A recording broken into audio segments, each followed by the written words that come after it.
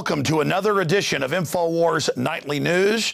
This evening's date, Monday, March 26th, 2012. Here is a rundown of what's coming up.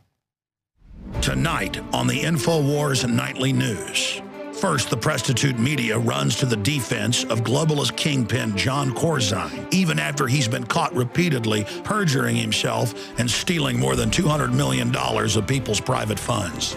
Next, we expose the secret behind the biggest blockbuster sci-fi film ever, The Hunger Games. Next up, Harvard scientists reverse the aging process in mice. Next, they say it's humans. And finally, Syrian girl joins us from an undisclosed location to break down the role of the U.S. and Israel in provoking unrest in Syria and staging terror attacks in the nation with Al-Qeada. All that and a lot more tonight. It's INFOWARS Nightly News. Strap yourselves in.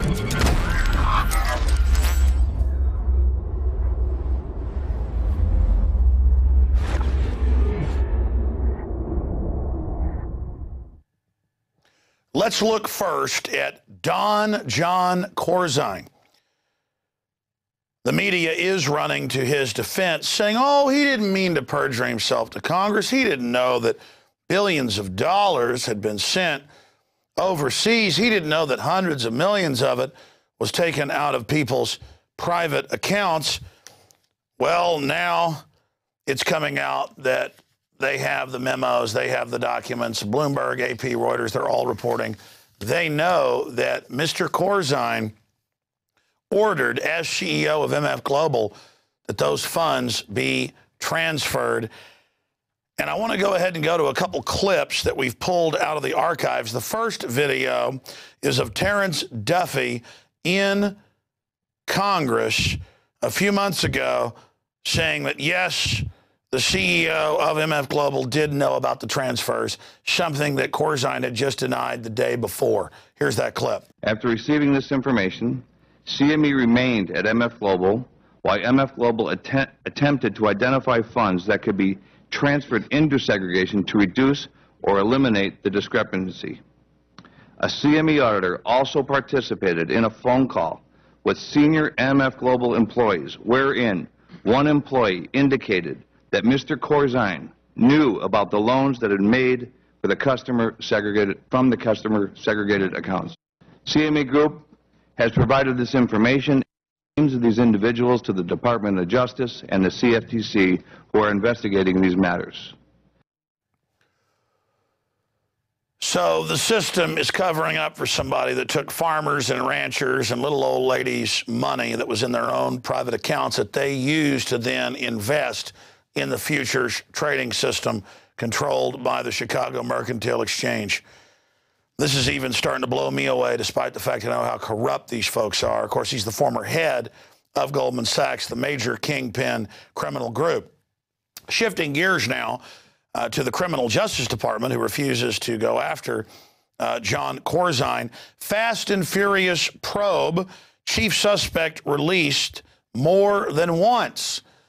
Well, that's because it isn't a suspect. It's someone they were using as a conduit on record in federal court documents to ship the guns into Mexico. Manuel Celius Acosta, the chief suspect in the ATF's Fast and Furious investigation, who was caught but released at the U.S.-Mexico border in May of 2010, was also stopped and released 2 months earlier while in possession of a Colt 38 caliber pistol purchased illegally under the gun tracking operation.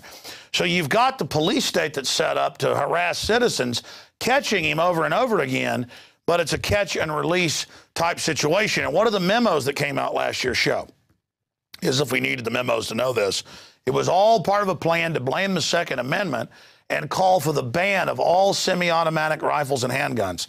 That's about 72% of all guns out there, in the name of stopping violence in Mexico. It was about blaming America and the Second Amendment for what these terrorists did. That's a false flag terror attack against our country, if I've ever seen one. Now, here's an amazing story. You know, people want to talk about things that are in movies like Blade Runner as being science fiction, as being unbelievable, as being something that's crazy and can never actually happen. You know, in that movie, they have designer fish, designer lizards, designer birds, designer humans. For decades, they've had cloned humans. They just kill them at the embryonic level before they're born. That's been on record in the scientific publications, but not on the news. And for more than 15 years, I've seen major peer-reviewed published reports of rodents, other mammals, insects, worms being able to live 5, 6, 7, 8 times their normal lifespan when they genetically manipulate and put these mice and rats on different diets. Well, finally, it's starting to get attention. Here's a report. Harvard scientists reverse the aging process in mice, now for humans. Harvard scientists were surprised that they saw a dramatic reversal, not just a slowing down, reversal of the aging in mice. Now they believe they might be able to regenerate human organs. Folks, you're being told about stuff that's decades old. The elite, Ray Kurzweil and others, say that's why they want global government. That's why they want to reduce the rest of us, because they're not going to let us have access to all these technologies. They're literally becoming gods, they believe. They are being given the fire of the gods from Prometheus. But of course, Prometheus in the Prometheus myth actually tried to empower all of humanity and was punished by the gods. So you guys are trying to behave more like the jealous gods of antiquity. You're not gods, you're humans, and you're going to destroy our planet in the process if you're not stopped. So there is that report. We'll be giving you more reports on that throughout the week. In fact, Thursday, we've got a big special report on this, tying it in to the Illuminati, Secret Society, Babylon, Mystery Religion schools, and the new film coming out, Prometheus, put out by Ridley Scott. So that's coming up Thursday. By the way, coming up later tonight, we're going to air the Billy Corgan interview that we did a week and a half ago, sitting at this table. And so that's coming up after the nightly news this evening. I should remind viewers out there of that. We're so blessed to even be here and be able to cover this information with you. All right, shifting gears into the latest media distraction and diversion. Trayvon Martin, I think that Zimmerman was wrong to follow him down the street, but the photos we're seeing of Trayvon when he's 12, well, he's 17 now, 6'3", Mr. Zimmerman reportedly 5'2", and there are witnesses in the police reports that say that Trayvon was on him, basically physically beating him. And now it's coming out that he was trying to take the gun from Mr. Zimmerman.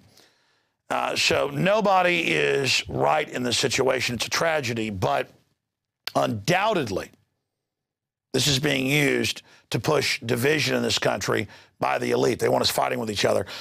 Mike Adams of Natural News has done a great report on this. Let's talk about real threats. 100 Trayvons a day, why the real murder of blacks is carried out by pharmaceutical companies, vaccines, and cancer clinics. And it goes over the fact that you've got a much better chance, whether you be Hispanic, black, white, it doesn't matter, of being killed by the medical establishment than being shot and killed in a crime or anything else. And I saw some comments when we posted this article this morning saying, you know what, Alex, we're tired of you pandering to black people all day. This is a big spectacle. It's all anti-white. We're sick of you, writing an article about how Big Pharma's only killing blacks and not other people. Listen, get this straight.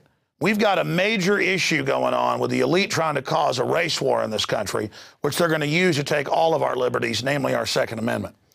And by reaching out to black people and pointing out how 52% of them are being aborted, how they're having things tested on them like everybody else, we can get folks to stop fighting with each other.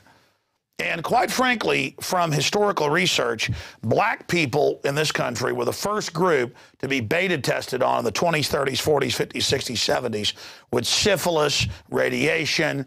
Foster kids are being taken and having things tested on them. Most of them are black.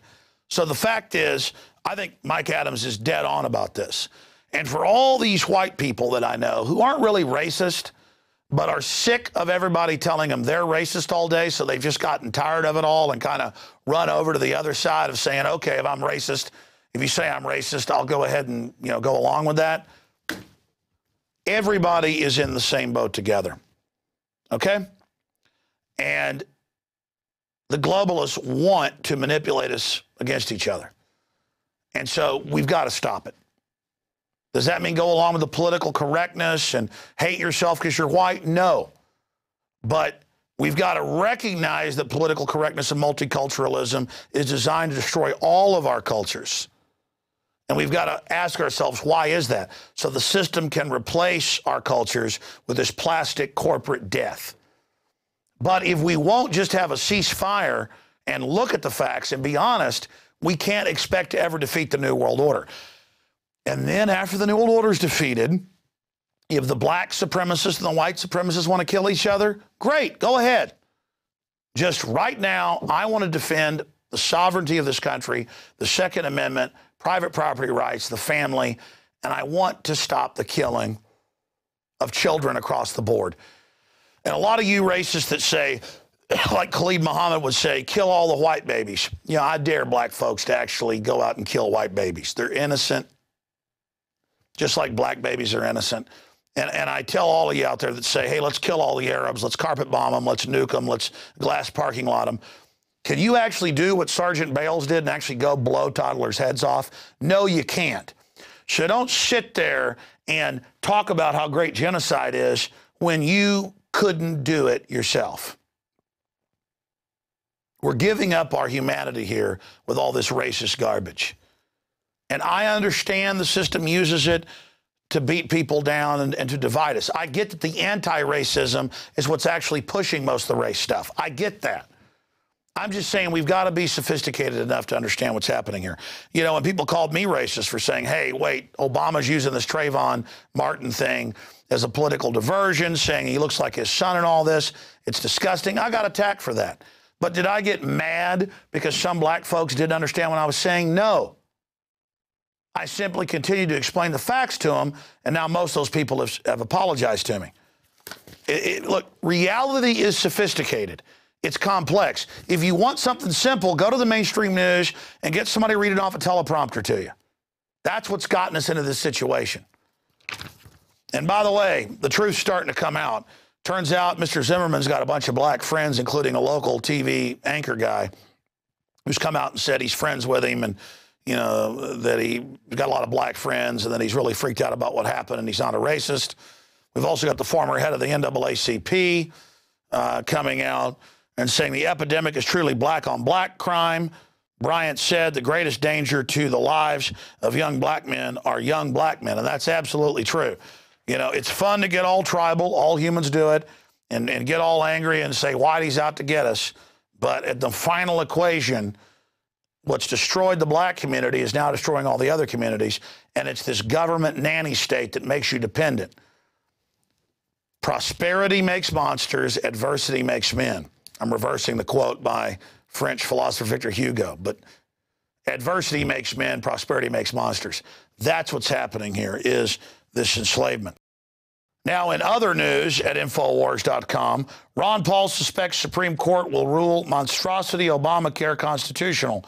Would be a real tragedy if law is upheld. He told me 2 months before Obamacare passed Congress that it was going to pass, so he's got his ear to the ground. But I've seen all the big neocon publications getting everybody ready that, oh, the conservative members are probably going to vote for this. So get ready for their decision. They're getting everybody ready. Now, we all know the federal government making us buy insurance is not constitutional. It's slavery. But you've got to know it's not some liberal socialist communist movement. That's just the cover. The big banks that own the